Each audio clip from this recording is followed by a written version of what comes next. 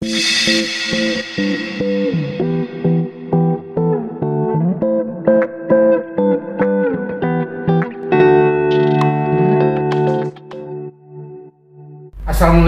warahmatullahi wabarakatuh. Sahabat Sorotan Riswanda, kita bertemu lagi di hari ini dengan tema ketangguhan, ketanggapan, dan paham bencana. Di hadapan kita sudah ada dua narasumber. Yang pertama Dr. Dhani Ramdan MT sebagai Kepala Pelaksana BPBD Provinsi Jawa Barat, dan yang kedua Pak Riswanda PhD sebagai Akselerator Kebijakan. Mengenai kebencanaan ini sangat luas ya Pak ya, kalau kita berbicara. Nah, sebagai Bapak Kepala BPBD Provinsi Jawa Barat, bagaimana atau kiat-kiat khusus atau apa yang akan disampaikan tentang ketanggapan, ketangkasan, dan paham bencana terhadap masyarakat nih Pak? Makasih nih. Yang pertama, kalau kita berbicara bencana itu adalah bagian dari diri kita sebenarnya.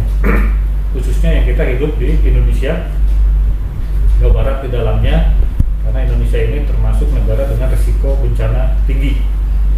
Demikian juga Jawa Barat, hampir semua jenis kebencanaan, mulai dari gunung api, gempa, banjir, longsor, tsunami, angin, juga bencana non alam, pandemi yang sedang kita hadapi, lalu bencana kegagalan teknologi, dan juga bencana sosial itu masih mengintai kita.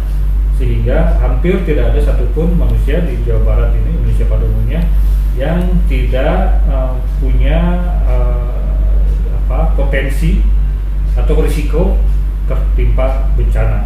Oleh karena itu, sikap pengetahuan, sikap, dan kemampuan untuk menghadapi bencana itu secara positif itu harus kita miliki, karena bencana itu memang di satu sisi bisa merusak, menghancurkan, tapi di sisi lain bisa menjadi trigger untuk membangun ketangguhan, membangun mentalitas, dan bahkan juga pengembangan ilmu pengetahuan dan teknologi.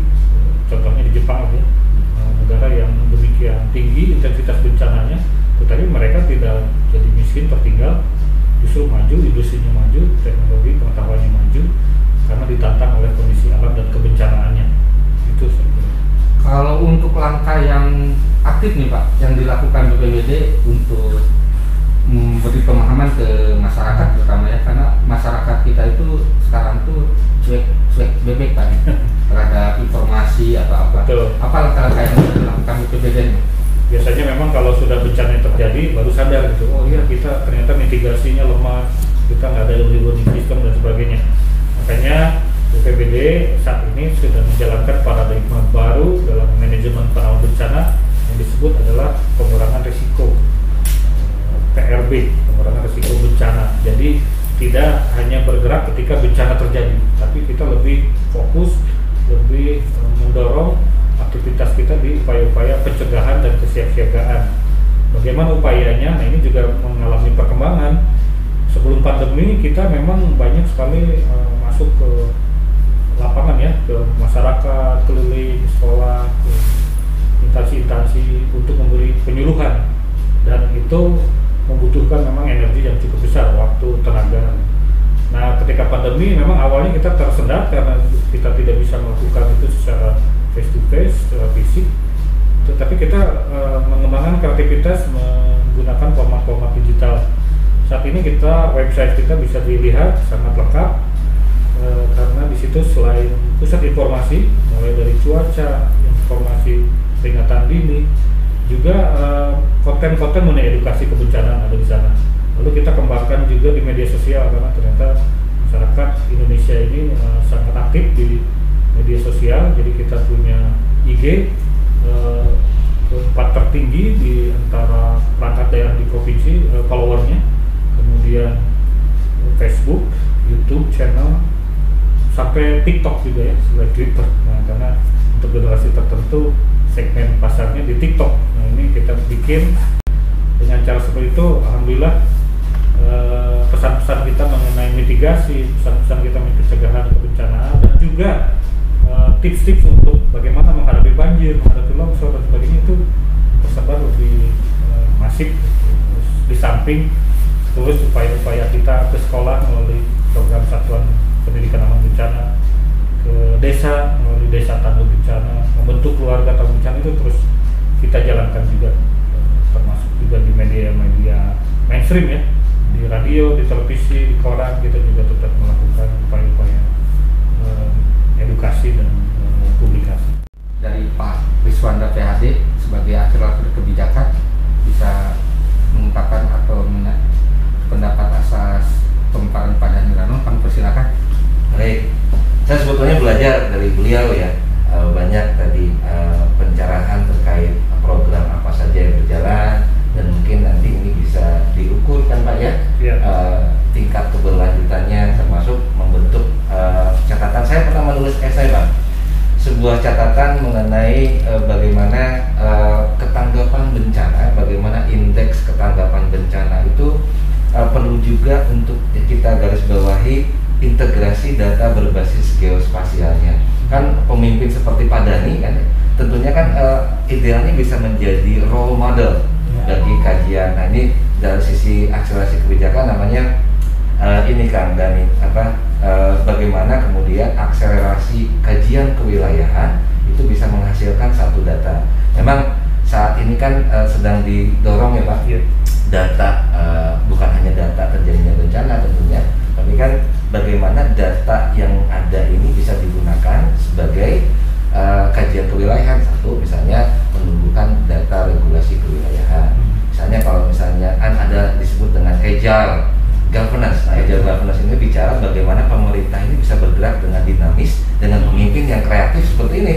Ya kreatif menumbuhkan, merambah kepada generasi milenial gitu ya, kreatif tidak hanya bicara soal investasi informasi pada segmen yang segmentif, tapi segmen yang massal. Kenapa? Karena kan pada saat bicara soal jangkauan kebijakan publik, dia tidak hanya bisa punya sebuah regulasi yang satu jagat tentunya Pak ya, tapi regulasi yang memang sangat tematik dan geospasial. Misalnya Jawa Barat saja kan, nanti silakan Pak Dhani, Jawa Barat saja kan pasti punya permasalahan yang sifatnya per kasuistis, per wilayah ya Pak ya. Artinya kan ini pemimpin seperti Pak Dhani sebetulnya bisa mengarahkan akselerasi kebijakan kajian kewilayahan, termasuk kajian kelembagaan komunitas, agar bagaimana investasi sosial yang terbesar itu diarahkan pada membentuk insan tanggap bencana. Itu sih Kang menurut saya. Nah, untuk mengenai data nih ya, sebenarnya ada yang menarik mungkin yang belum diketahui masyarakat nih Pak ya. BPBD sekarang di bawah kepemimpinan Pak Dhani Ramdan bukan hanya mengutamakan pencegahan ya Pak ya, mitigasi, tapi kita juga lagi perbaikan data. BPBD ada satu program Pak, kalau nggak salah namanya Barata nih Pak, mungkin bisa diceritakan ke masyarakat. Iya betul, menyambung tadi apa yang disampaikan Pak Swanda. Jadi memang betul bahwa untuk bisa membangun kolaborasi itu kita butuh ada wadah tadi.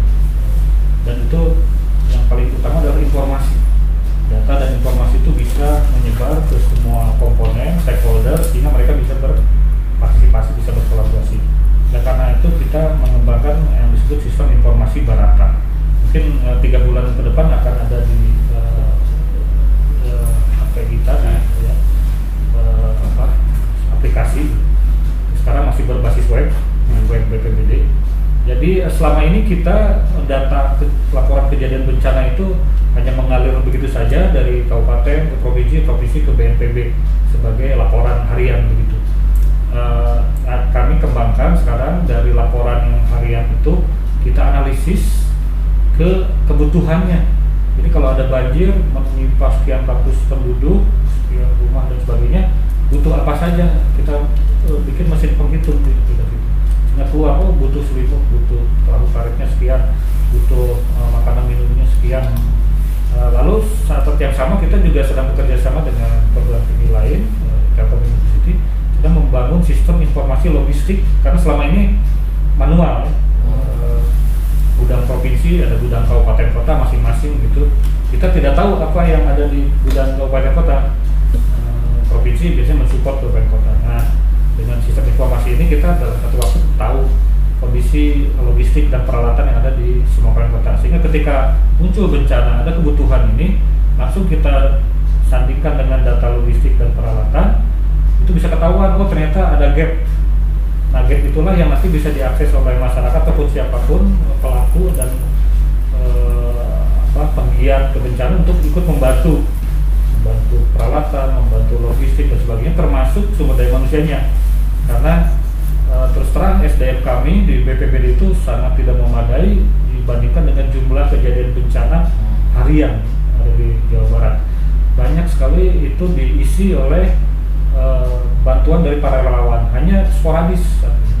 Nah, dengan sistem informasi Barata ini bisa dilihat, oh ini kejadian bencana seperti ini butuh personilnya seperti apa, ahli rescue-nya sekian orang, butuh dapur umum sekian orang, ahli psikososial sekian orang. Nah itu nanti yang ada di BPD berapa, yang ada di SAR, di Palang Merah Indonesia bisa secara platform bisa dikolaborasikan di situ. Nah ini yang sedang kita kembangkan. Saat ini masih memang aliran data laporan seperti itu aja dengan analisis kebutuhannya, bisa dibuka di web BPBD.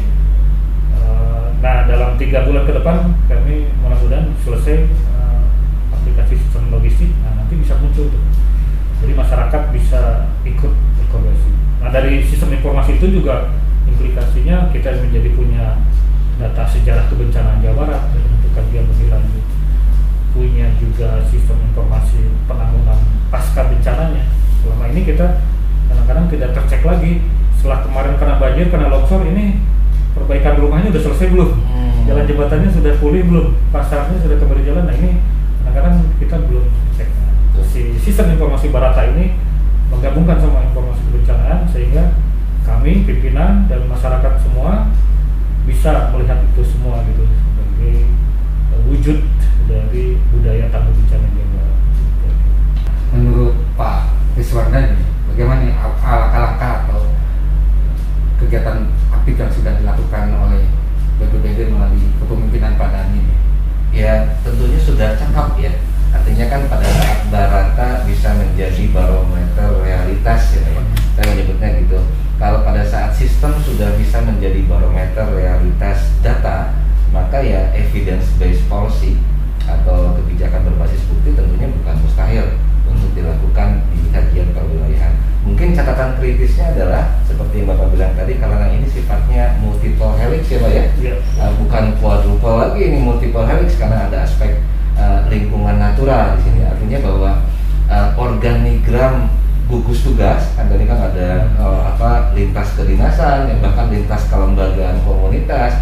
Nah artinya pekerjaan rumahnya bagaimana disaster resilience tadi, ketahanan bencana tadi juga bisa diadopsi ke dalam organizational resilience Pak, ketahanan organisasi. Karena kan di banyak gugus tugas gitu, kemudian nanti kalau di satuan tugas ya A, B, C, biasanya yang menjadi yang menjadi kesenjangan adalah bagaimana menetapkan parameter atau tolak ukur evaluasi kegiatan serempak tadi. Kan biasanya begitu ya Pak ya. Nah pada saat kita ingin mengevaluasi per triwulan atau per setengah tahun atau per tahun ataupun per 4 tahun, maka diperlukan sebuah instrumen yang ajak sehingga kemudian nanti di periode berikutnya yang tadi kita ngobrol Kang Dhani, bahwa ada warisan ke generasi berikutnya. Jangan sampai kemudian si program ini hanya gemilang di generasi Bapak gitu karena sebagai punya leadership style yang bagus, tapi kemudian pada saat nanti ini beregenerasi, si ketangguhan tadi juga bisa terwariskan. Ada legacy dari ketahanan bencana misalnya seperti itu. Nah, lalu catatan kritis kedua itu saya melihat begini Pak, mungkin ya kalau kita bicara profesional seperti Kang Dhani kan pasti sangat cakap ya dalam membicarakan apa itu post disaster mitigation gitu ya, apa itu disaster resilience, bedanya tangguh dan tanggap dan seterusnya. Nah mungkin dibutuhkan basis literasi publik juga Pak, literasi publik yang mungkin easy chew gitu, mudah dicerna sehingga masyarakat kan sekarang saya melihat begini Pak, ada pada saat kejadian itu sederhananya orang dapat melakukan apa nih pada saat melihat seseorang tertimpa longsor gitu misalnya. Nah lalu kemudian ada yang ketiga, ada juga ini Pak catatan ini dari kawan-kawan di Kemen PPA, bagaimana dengan child friendly shelter atau shelter ini kan post mitigation ya bicaranya ya, atau mitigasi post mitigasi bahkan. Bagaimana dengan penanganan anak-anak yang mungkin kan dampak psikologisnya pada saat dia menjadi korban bencana. Kalau tidak salah saya pernah membawakan ini dulu di masanya Pak Doni Murtado dari wilayah lain di BPBD provinsi lain, bahwa saya meng-highlight ini loh, oke, investasi yang sudah dilakukan terhadap perlindungan anak yang menjadi korban bencana masih ada di pencegahan. Nah, pada saat bencana sudah terjadi, langkah keberlanjutan apa, misalnya pada saat mereka kehilangan sekolah dan kemudian kehilangan orang tua dan lain-lain. Nah, ini mungkin pekerjaan rumah akselerasi ya, ini kan tentunya ranah di kedinasan lain, saya paham, tapi bagaimana kemudian BPBD bisa menjadi leading sektor juga untuk dinas terkait, bisa taruhlah dinas sosial gitu ya, dengan rumah amannya itu bisa juga meraup pekerjaan itu, misalnya memastikan bahwa child friendly shelter atau shelter ramah anak itu bisa juga terakomodasi dengan lebih baik. Nah, apakah bentuknya shelter tadi yang ramah anak ataupun karena kan bencana itu sporadis ya, Yeah. bisa di mana aja. Kalau shelter biasanya mungkin nanti ada pendekatannya harus multi lah. Ada shelter yang sifatnya statis, ada yang tim yang memang dinamik di mana, karena biasanya kita yang harus mendekat ke korban. Betul. Tidak semua korban bisa dipindahkan begitu saja ke lokasi-lokasi pemulihan. Nah, ini sedang kita kembangkan. Kemudian juga tadi yang mengenai legacy ya, ataupun keberlanjutan dari program-program ini memang selain peraturan-peraturan tadi, peraturan gubernur, Perda untuk bisa menjamin siapapun nanti yang bertugas di sini bisa menjalankan program. Saya kira pendekatan platform tadi di Barata itu adalah salah satunya yang itu yang kami pikirkan. Jangan sampai nanti ganti orang, ganti kebijakan lalu harus seperti mulai dari nol. Betul. Kalau platform kan sudah jadi milik masyarakat nanti. Saya harapannya begitu gitu. Kalau ini karena masyarakat begitu, ketika mereka merasa bermanfaat dia akan gunakan. Jadi sana itu kita itu sebenarnya hanya menjalankan fungsi rutin kita, melaporkan laporan kejadian bencana. Tetapi si platform aplikasi kita bisa mengolah data itu menjadi informasi-informasi yang mengundang partisipasi publik. Dengan tadi Anda bisa membantu dengan tenaga, bisa dengan harta, dengan ilmu, informasinya di situ. Karena kunci semua itu memang semua hal harus disiapkan, tapi pada akhirnya kembali kepada kita sebagai pribadi, karena bencana ini adalah urusan kita semua. Jangan pernah berpikir bencana itu urusan BPBD saja atau urusan